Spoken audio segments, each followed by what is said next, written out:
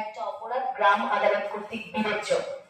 আমাদের আইনগতই আমরা বাধ্য মামলাটা আপনার কাছে ট্রান্সফার করে দিতে।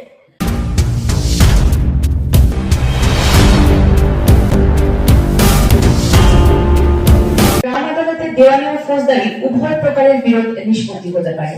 আমাদের একটা ভ্রান্ত ধারণা থাকে যে গ্রাম আদালতে খুব সম্ভবত শুধুমাত্র দেওয়ানি প্রকৃতির মামলা হয় বা শুধুমাত্র ফৌজদারি প্রকৃতির বিষয়গুলো বিবেচ্য হয়।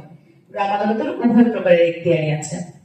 দ্রুত সময় বিরোধ নিষ্পত্তি হয়, খরচ কম বা নাই বললেই চলে। এটা তো আমরা জেনেছি। ফৌজদারি মামলার ক্ষেত্রে 10 টাকা, দেওয়ানি মামলার ক্ষেত্রে 20 টাকা। একজন আদালতে আসবেন, আইনজীবীর খরচ থেকে শুরু করে প্রত্যেকটা প্রসিডিউর আপনার জন্য প্রচন্ড ব্যয়বহুল। নিজের কথা নিজে বলা যায়, আইনজীবীর মাধ্যমে বলতে হয় না। এটা আরেকটা চমৎকার প্ল্যাটফর্ম কথা বলার জন্য। আপনারা যখন বা আমাদের কাছে যখন কোনো বিচার প্রার্থী জনগণ আসে, তারা কিন্তু নিজেদের কথা বলার খুব একটা সুযোগ পায় না। দ্বিতীয়ত, আইনজীবীরা তাদেরকে কথা বলতে দেয় না।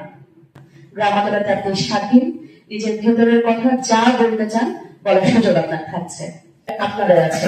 এই জায়গাটাতে আমি মনে করি আপনারা সৌভাগ্যবান। কারোর মধ্যে বিরোধ নিষ্পত্তি করতে পারাটা শুধু ইহজাগতিক না, পরকালের জন্য বিশাল বড় পুরস্কারের বিধান আছে।